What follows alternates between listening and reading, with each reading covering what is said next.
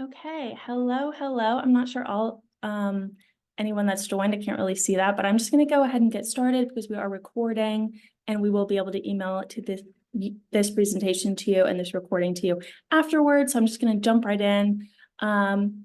Say hi, my name is Michaela. I'm a campaign manager and brand strategist for Sasani. And I just want to thank you for taking time out of your day to go through this presentation with me. I know you're all very busy, so I appreciate it.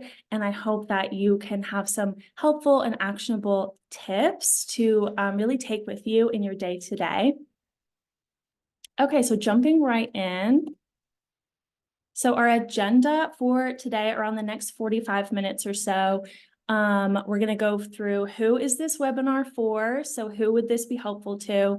Who we are at Sasani. We're going to go through understanding the Gen Z consumer, brands that are connecting well with Gen Z already, and tips for making ads that connect to Gen Z. And then also to finish it up, some Gen Z creators making change in their traits. And then we have some next steps for you at the end. So to kick it off, so who is this for? So this is for anybody that is looking to connect with Gen Z. I just want to start with a little bit of a disclaimer that, I might throughout the presentation use some examples of specific industries, maybe like beauty or healthcare or wellness, but really these tips and these strategies can be generalized to any of you that have a brand and want to target Gen Z, specifically Gen Z females. If that's who you want to target, this webinar is for you. Anybody that's looking to start or increase their influencer marketing strategies, anyone that is open to exploring all and emerging platforms, whether that's TikTok or Instagram or YouTube or Snapchat, adaptable and able to pivot culture. So we really want you to be able to take what we talk about today and be able to adapt to the ever-changing and quickly updating culture that surrounds us, because especially in this industry and influencer marketing, it is just nonstop. And then anybody that wants to understand that influencer marketing must be integrated into an omni-channel strategy, and it's not just for a standalone channel. Okay, so who we are. So here at Sasani, I'm going to take you through just quickly a few of our main pillars, which is creative strategy to kick it off.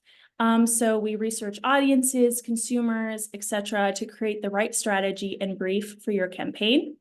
We are a full-service influencer marketing agency. So that means from the beginning to the end, we can take you through the whole process from sourcing to the debrief and analysis. We will be there right there with you. Paid media and amplification. So organic is not where it used to be on socials. So we really emphasize that it's important to be amplifying your content. If you don't know how to do that or need some help, we're always there for you as well. Production, so we adapt to all platforms and all formats, from just creators filming on their phones to hiring full production capabilities. We have the capability to do that for you. And then last but not least, reporting and analysis. So we do a full debrief at the end. We'll go over it with you to make sure we hit all the right KPIs, the campaign objectives, with a full campaign debrief and analysis. Our main goal is to connect brands to Gen Z and millennial culture through the help of awesome influencers. It's kind of our thing. Okay, let's jump in to the content. Okay, so just a little fun fact for you. The number one factor for advertising effectiveness on sales is actually creative. So Nielsen found that 47% of sales were contributed by the creative.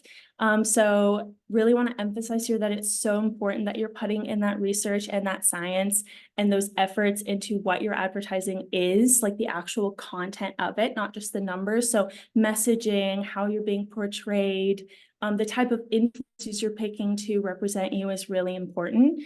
And just want to note as well that it's not always about the volume of your content, but really the quality of the creative really does have an effectiveness on sales. Okay, so next we're going to jump into some Gen Z stats to boost your marketing. We're going to be going through market and growth potential, consumer buying behaviors and trends, and some negative impacts that we can help address in the future. So to start it out with market growth and potential. So the influencer marketing industry reached $21.1 billion in 2023 and is projected to reach $24 billion this year. The US is leading in revenue, specifically focused on organic products, despite the unstable economy.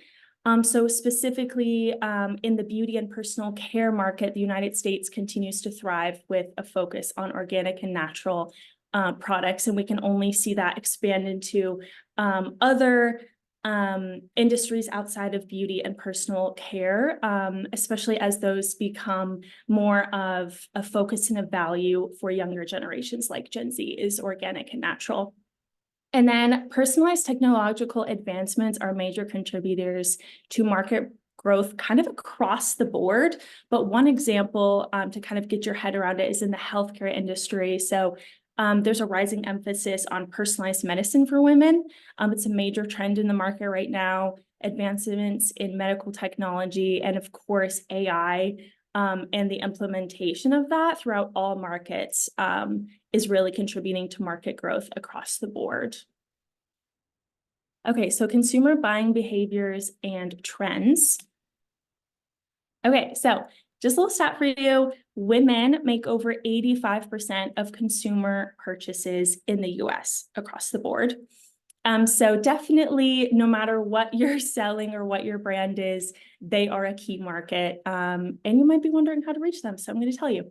So affordability and sustainability and ethics are top priorities for Gen Z specifically. So keep in mind that Gen Z are still in their 20s. So we have limited budget and excess spending. Over 3/4 of Gen Z women, like me, believe that affordable brands are just as good as premium brands. You don't have to be a luxury brand. So this generation is really continuing to shape all markets with their desire for representation and affordability. Just in the season of life that we're in, we can't really break the bank on one product unless it's really like a big purchase.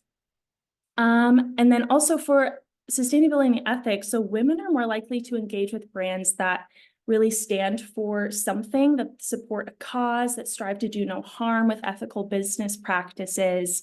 And that is something that they're willing to pay higher prices for if they see that you're really making a difference and an impact in a value or an issue that they care about. So TikTok, so it is used to discover new products, very, very much so. It's very important, but we're still seeing that Gen Z are still more likely to rely on family and friend recommendations. So one college student actually said, I'm the most influenced by my friends because they're the most credible source and I can trust what they're saying. Whereas TikTok influencers, I don't always trust what they're saying. I don't know if they really love the product or not. So again, this really highlights the importance of what influencers you're choosing and if they're truly authentic to your brand and to your messaging. So we'll get into that a little bit more later as well. And then lastly, Gen Z women are really focused on wellness. So whether that's clean brands, sustainability, diversity, holistic view of health, so social and emotional wellness, mental health, sleep, they really want to purchase from brands that value those things as well. Okay, so a little bit into some negative impacts about marketing and how we can address them.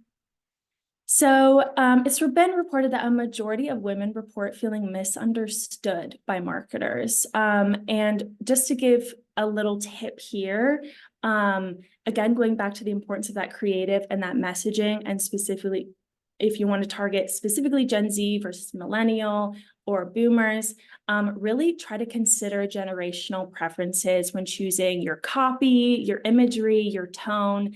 Get to know what really matters to them and show them how you stand for those things as well, and that you really know who they are and what they would like to see.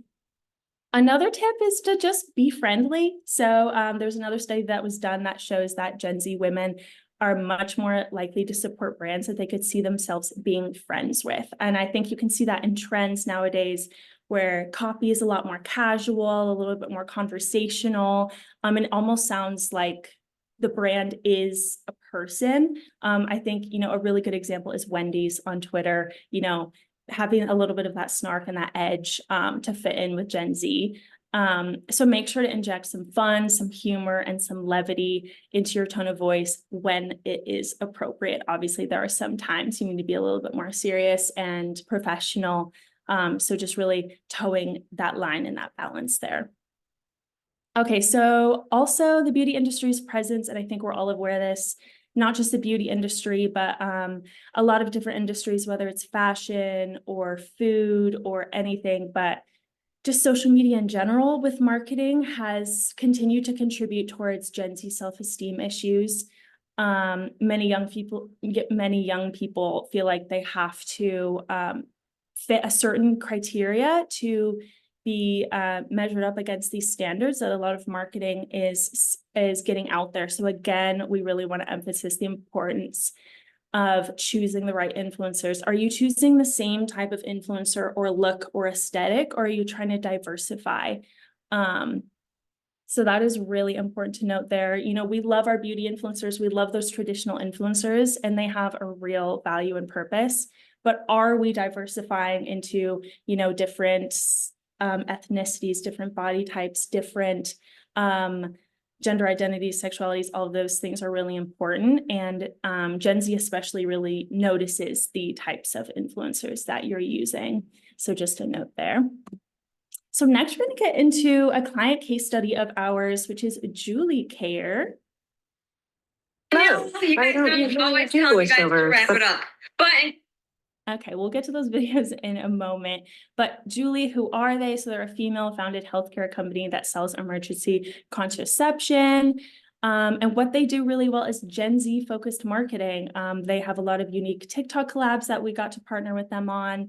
They're a bit more fun and edgy. So here I'll show you. This is a little clip of what's on their website, and you can even see in the design of their website how they're targeting towards Gen Z and that kind of creative style. Yeah, so very interactive. They have a lot of information on their website. Yeah, so very informative, but also very still cool and fresh. So these next two videos are two collaborations that Sasani did with Julie. And they really wanted to be out of the box, have different types of influencers, from college students to artists to moms. So the first one is with a vintage lamp creator based out of Brooklyn. Highly recommend you give her a follow. She's incredible. But we partnered with her and Julie to make a Julie vintage inspired lampshade. So I just want to play that for you quickly to see the type of content I'm talking about. But I thought I should explain this one a little bit. The folks at Julie, which is a healthcare brand that makes an emergency contraceptive, commissioned me to make a lampshade. You may be wondering, what does the morning after pill have to do with vintage inspired lampshades? Almost nothing, except that the Venn diagram of people interested in the process of making vintage lampshades and people who may need an emergency contraceptive is almost a circle, according to my follower analytics. So it might be helpful for you to know about Julie and their mission to make the morning after pill accessible to all. I'll put more info about it in my caption. Here is the final product, and I hope you enjoy it. Beautiful. Also, she actually brought that lamp to the Julie offices, and so it is with them now. So that was one of our favorite collaborations. It did really, really well on her channel. There was an incredibly positive response in the comments. We'll dig into some of that a little bit more as well. The next one is a viral creator called Morgan. So she has kind of this continuing storyline about her life on her page. So she's a Gen Z mom. And she talks about her struggles with that in a really funny way. And so we thought it would be fun to partner with her with Julie as well. So I'll show you what we did with her. In case you forgot or you're worried because you missed one of your birth control pills, then Julie has your back. It's a morning after pill that helps stop pregnancy before it starts. So if you're not ready to be a mommy influencer yet, then go get Julie. Okay, so those are just two examples. And I'll go into some of the campaign metrics after this. Okay, so overview. So with all of our Julie collaborations, we had 180 million plus impressions. There was an 80% positive sentiment within the comments. We analyzed every single comment in every single video for the sentiment and the relevance. We had 35 plus pieces of content. And like I was mentioning in the slide before, Julie really wanted to have an emphasis on different types of influencers that were out of the box, that were fun. You know, there was a college student that did a, you know, what do I keep in my bathroom little vlog. We had a cookie creator decorate a cookie right up here to look like a Julie box while she was talking about it. The vintage lampshade. Over here, another creator made a little Julie box earring. So they really wanted to push the boundaries of what marketing, especially in the healthcare industry, looks like, and how can we target specifically Gen Z. Okay. Oh, and then just to say as well that we did a multi-month campaign supported with creative. We optimized for social and Hulu. And so all the platforms at the end ended up being TikTok, Hulu, and Instagram. The ad that was on Hulu for a spot was this cookie ad right here on Bakersman Cookies, if you'd like to give it a look. Okay. So social listening, I told you we went through all of the comments and analyzed them for positive sentiment and all that jazz. So we had 35,000 plus comments. So I'm just going to break them down into two themes next to really pull out some things that we learned from this. So first, these are just a few of the comments, but first is positive sentiment. Like I said, we had 80% positive sentiment. So here we really want to highlight one of the themes of all of these comments is make it be known this is an ad. Don't hide that it's an ad. Gen Z really doesn't mind advertising if it's transparent, if it's fun. They'll really respect it if they like the content and the collaboration, and they'll watch it anyway. So as you can see from some of these comments, I love these ads and he ate. I really be loving these Julie partnerships. Literally the only ads I'll not immediately skip. Julie has the best ads, I swear. I don't need EC personally, but I can't scroll past this ad ever. So a lot of those types of comments. So we really saw a lot of positive engagement that because they loved the actual content of the video, of the cookie, of the earring, of the lampshade, it was interesting to them. They wanted to watch the content. So they basically, I mean, they more than put up with the fact that it was an advertisement as well. Especially with those videos that talk about Julie's one-to-one donation program as well. So it was a good cause. Again, going back to Gen Z, loving a brand that also supports a good cause. Okay, so next we have creators. So go beyond traditional and find unconventional creators and stay authentic to your brand. So an earlier note, like I said in the negative impact slide, self-consciousness, insecurity, self-esteem issues is still a really big deal in marketing on audiences. So how can we partner with creators that are out of the box and fun and represent a wider audience? Don't just partner with the same type of person all the time. It's okay if you might have a preference. And it's okay to, you know, partner with the traditional people as well. But if you're only doing that solely, you're really missing out on a lot of fun opportunities that audiences have really loved to see. And also another theme for this. So come through endorsements, love this for you. Love this partnership. You know, yours will always be the best. Watch all the way through it first to show support to you and then to support the cause. So engaged, loyal audiences as well want to support creators getting these deals because a lot of them have seen them grow for a long time if they've been following them for a while. So that's another plus as well as you don't always have to partner with people that have 1 million plus followers. Some of these smaller creators, especially with paid media being able to boost the content now, some of these smaller creators have a much more engaged audience that is really going to love to see them getting these deals. We've seen so many comments of like, get that bag. They want to see these creators succeed. So you being a part of that is, I think, just a fun story and a really good opportunity.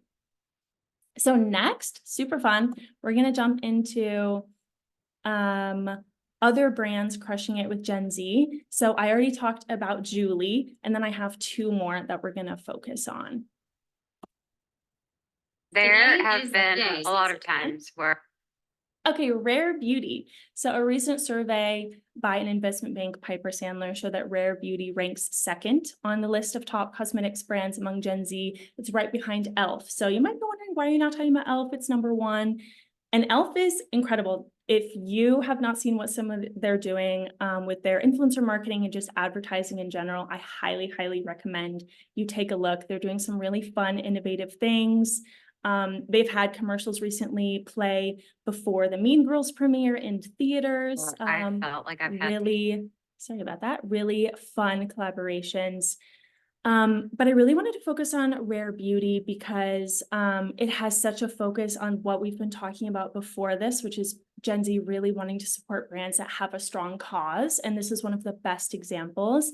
So if you don't know, along with the beauty line, Selena Gomez also launched the Rare Beauty Impact, which raises money and seeks to expand mental health services for young people in schools and educational settings. So 1% of all rare beauty sales across the board goes towards the fund. So like I said, Gen Z has limited budgets, but when we do spend money, we want to know that, you know, our money is actually not just going towards consumerism, right? It's going towards a good cause as well.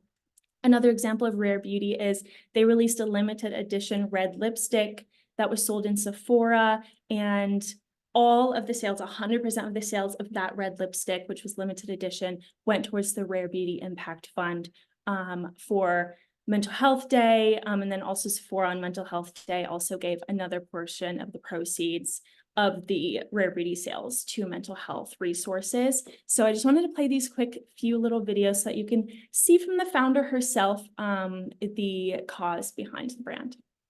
It is World Mental Health Day. Today is the day. It is World Mental Health Day, and Sephora is donating 100% of rare beauty sales to the Rare Impact Fund for 24 hours, starting right now. The Rare Impact Fund is Rare Beauty's commitment to providing mental health resources and support to young people around the world. Join me today, October 10th, to make a rare impact by shopping Rare Beauty at Sephora online or in store. Thank you. Okay, and then this one. there have been a lot of times where I felt like I've had to keep my health challenges a secret. I was afraid people wouldn't think I was capable or worthy or enough, but I know that I am. We all are. This year, our focus at Rare Beauty turned to accessibility. I'm always drawn to packaging that's easy to hold and apply. With the help of everyone here at Casa Colina, we figured out what makes a certain lipstick or blush or highlighter the right choice for people like me with dexterity issues. And we're using that knowledge to be more inclusive in the future, which is really exciting. Okay, yes, and another thing to note that you heard Selena just talk about right now is that it's not only mental health, but the packaging itself is designed for people with dexterity issues like her. So she has lupus. Sometimes it's hard for her to open things. And so they really kept that in mind. They were very intentional in that way with the packaging itself. So that's something, if you go on their social medias, that they're highlighting as really this message of celebrating who you are authentically, that yes, it's a makeup brand, it's a beauty brand, but celebrating who you are and enhancing that authenticity is the main message. So that's why we wanted to focus on Rare Beauty for this one. Okay, so next. So we have Olipop. I told you it was not going to just be beauty and wellness. So Olipop really found a gap in the market, which is healthy soda. So it's tapped into Gen Z consumers, and they did it really intentionally, like we've discussed. And specifically, like I've said before, Gen Z females are very highly wellness conscious. You know, kind of when it comes to the body, when it comes to overall lifestyle. So they really found a real key point there to focus on. So co-founder and CEO Ben Goodwin, when he was talking about the brand, he was saying, like, you know, yes, we do put the health key points listed on the can, but we didn't want it to look like this nutritional kind of boring packaging. We wanted Gen Z to be really attracted to it. So they wanted it to be joyful and colorful, nostalgic. Nostalgia is a really big thing for Gen Z as well, that we can touch on in a future webinar about Gen Z. That's a real key point as well. And this is just one of the examples of their TikToks and how they're using their product and jumping into trends as well. There is a viral trend on TikTok, the Sleepy Girl mocktail, about this drink that people are saying helps them go to sleep at night. And so they are incorporating Olipop into that. It's not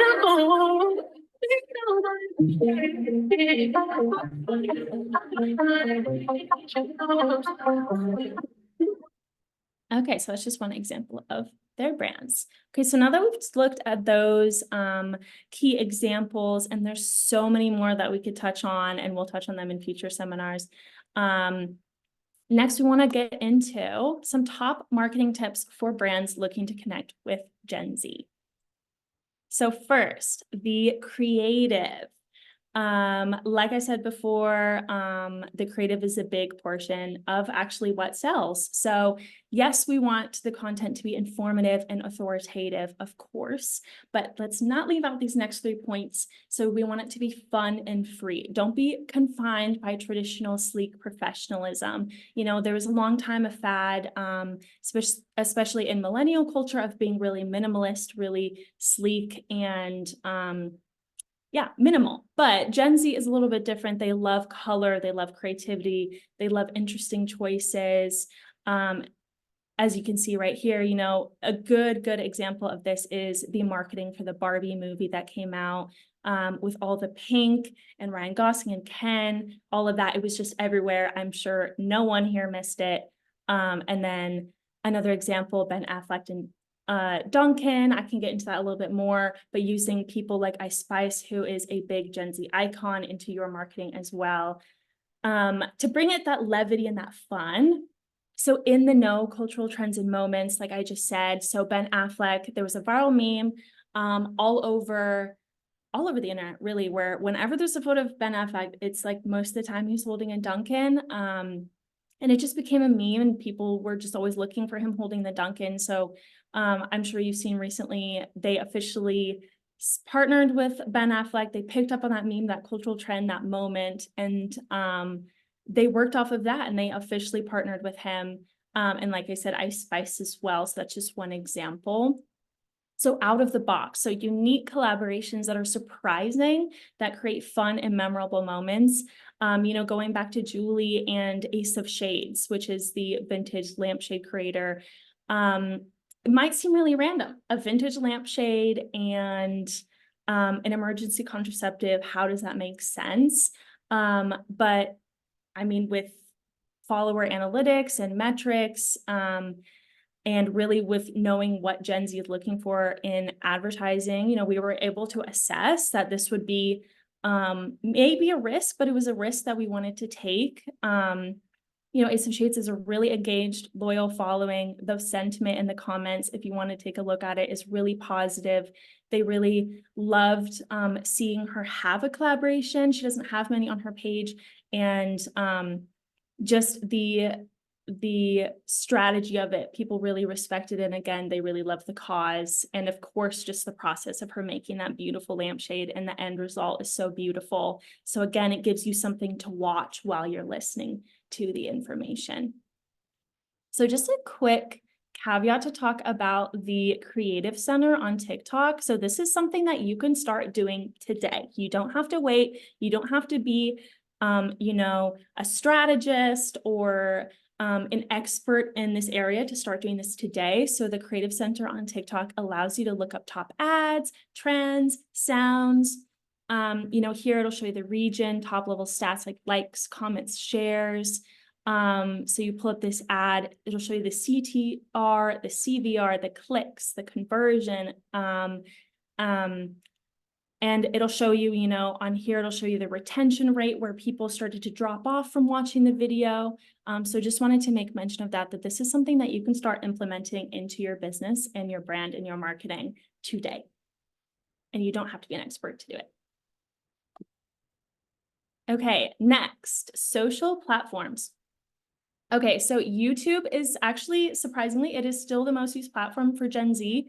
Over 80% of Gen Z spends their time on the app. Coming at number 2 is still Instagram at 75%. So Instagram is definitely not over. So going back to what I said at the beginning, importance of omni-channel strategization and implementation, and TikTok 69%. And then Snapchat is not too far behind either. So also 75% of Gen Z said that they learned about the brands through TikTok with a 1.15 plus higher purchase rate with ads from this platform specifically. And so we can't mention TikTok without mentioning, you know, what's going on in the news right now. So this potential TikTok ban, you know, you might be thinking, is it worth it to join right now? And then just have it be banned, all of that. But as of right now, with the conversations that we've been having, you should still be on TikTok. And if you're not on TikTok, you should still get on TikTok. Most brands are not stopping their investment in TikTok and their use of it. So neither should you. And so, yeah, I highly encourage you to keep using it. And if you're not on it, to hop on it, try it out. Okay, whether there's a potential ban or not, just jump on it right now. All right, next we're going to messaging. Okay, so I talked about this a little bit before, but Gen Z, but specifically Gen Z females, really would love to be friends with your brand. I, use the example of Wendy's having that conversational, casual style on Twitter, to, Instagram, TikTok, Snapchat. They want it to be conversational. They want it to be fun. Again, when you're addressing important causes or moments, like the examples I gave of rare beauty, of course, be more serious and have that tone, but don't be afraid of having the levity and having the fun, because it keeps you interesting and it keeps you fresh, and it's really what Gen Z is looking for. Organic, so stay authentic to your brand. So yes, we've talked about cultural moments and trends and important causes and conversations and the importance of jumping into those things as a brand and addressing them. But really important note, stick with the ones that are most related and authentic to who you are and what you do, because it could be seen as this performative thing. With sustainability, we've heard a lot about greenwashing. It's something that Gen Z is pretty good at figuring out if it's authentic to you or if you're just posting about it because everyone else is. So another balance to kind of keep in mind. And then just be transparent. So be open about your processes, about your ethics, about your sustainability, about your diversity, etc. And just be honest about who you are as a brand. What's your message? What's your story? And what are you trying to put out there? So transparency. And again, with Gen Z growing up on the internet, they're going to find out. They're really good at sleuthing. So they're going to find out what you're really about and what your processes really are. So I just encourage you to be transparent and be upfront about it. And I think that'll earn you a lot of respect. Okay. So almost done here. So audiences want creators to win authentically. So I talked a little bit before about, the advantage of sometimes partnering with a smaller creator that has a more engaged following, because with those followers, they're rooting for the creator. They want to see them get that bag, get that deal. And because they've been following them on this journey of being a creator, so pick creators that align with your message. Followers and metrics are not always the thing that's going to help people remember or purchase from your brand. It's not always about the numbers. Of course, they're important and we want to see those. Again, why paid media is important, because organic can be up and down now, but alignment with message and creator is really top priority. They want to see that it's a natural collaboration. Although Gen Z doesn't mind seeing advertising, if the content is good, they don't like pushy advertising. They don't want to feel like you're doing just whatever to advertise and it doesn't make sense and it's not natural. So really try to have an organic collaboration. And again, like I said before, make your ads be known. Don't try to sneak off and be like, oh, maybe they won't know it's advertising. They always know. Okay, so just be open with it. And again, they'll respect that if it's good content. They're all about the content. Okay, next. Super fun. So we want to go through some Gen Z women that are leading change right now. So first, Nadia Okamoto. So she is the founder and activist behind the sustainable and tax-free lifestyle period product company called August. So her social media takes viewers behind the scenes of both running the company and into her personal life. And she is Gen Z herself, as well as Amanda Gorman. I'm sure most of you know who this is, the inaugural poet. But she's making waves with her poetic activism and work. She's the first National Youth Poet Laureate and youngest inaugural poet in history, with her acclaimed heart-capturing work, The Hill We Climb, and she's appeared on magazine covers such as Time, performed at the Super Bowl, graduated from Harvard recently. But before the nation knew her name, she had already founded her charity One Pen, One Page in 2016 with the dream of supporting young writers and young creatives. Yara Shahidi, again, I'm sure you are familiar, but if you're not, she's an American actress and producer, most known for her roles in Blackish and its spinoff Grownish. Yet it's really her role as an activist that cemented her as an inspiring voice for a whole generation. So from founding Yara's Club with the Young Women's Leadership Network to launching national civic campaigns and speaking at TED, Yara advocates for causes such as anti-racism, women's rights, and other social justice issues. She recently graduated from Harvard in 2022, where she studied sociology and African-American studies and filmed her show Grownish. But what connects all of these people? So here are some of the traits that you should be looking for when you want to partner with these types of creators and celebrities and influencers. But they stand for a clear message. They participate beyond the cell phone. They're not just posting about a cause, but they're really in their own time actively pursuing advocacy and actual tangible results and ways to get involved and to get other people involved, especially Gen Z and the next coming generations. So similar to that, they have an entrepreneurial spirit. All three of these people are founders, are entrepreneurs, and are innovators. So a key thing here is that they entertain and they educate on these causes, but they also keep high quality content. So outside of all of the advocacy and them posting about that, their other content is also high quality. People are interested in them as people as well, instead of just activists or actors or founders or poets. They really like them as creators as well, whether it's them hopping on the latest viral trends or just getting an inside look into their life. Okay, so to just recap some of the things that we talked about today and their importance. So ethics and sustainability. So Gen Z, specifically Gen Z women, want brands that care about their values and are positively contributing and doing their part. But again, note, be authentic about it, don't be performative. Fun and personality. So be the type of brand persona that they'd want to be friends with. So be fun, be funny, be unexpected, and be personal. Authenticity and strategy. Be honest about who you are and what your practices are. Like I said, Gen Z doesn't like pushy advertising, but they appreciate strategic and smart and unexpected moves. If they like the content, they'll watch an advertisement anyway, as we can see with a lot of our Julie ads and the social listening. Culture and trends. So be in the know on those cultural moments and trends and play off of those if they make sense for your brand. So if Barbie doesn't make sense for your brand, don't do Barbie. If Ben Affleck doesn't make sense for your brand, don't do Ben Affleck. Just find those things that are really a natural fit. Just as important is the content being a natural fit as the creator being a natural fit. So don't grab onto every moment or viral trend, person, sound if it's not organic. Just be in your neighborhood and take up, your own authentic space.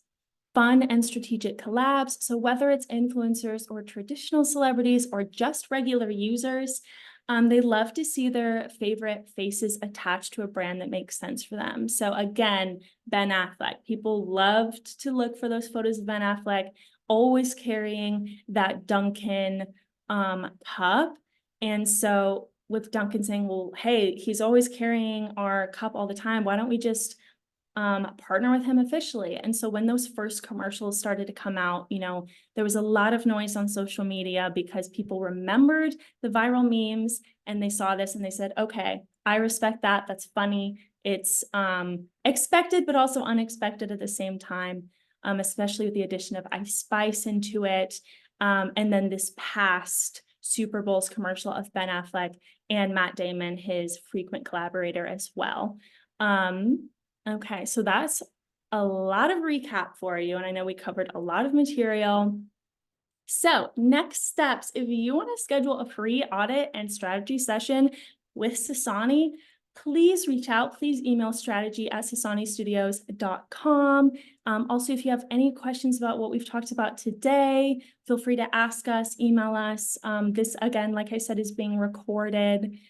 And yeah, we're about out of time. It's about 41. Okay, so I just want to thank you again for listening to me go on and on about Gen Z and how to capture their attention. And I really want to thank you for taking time out of your day. I know you're all busy to hear me talk. And I hope you find these things helpful. Again, please don't hesitate to schedule a session with us, to email us. Oh, I have some questions. Should we be doing collab posts on Instagram with the influencers? I've seen some brands do that. Yes. So people also do love a collab post on Instagram. So if you don't know what a collab post is, so it's when it says this is posted and this is posted.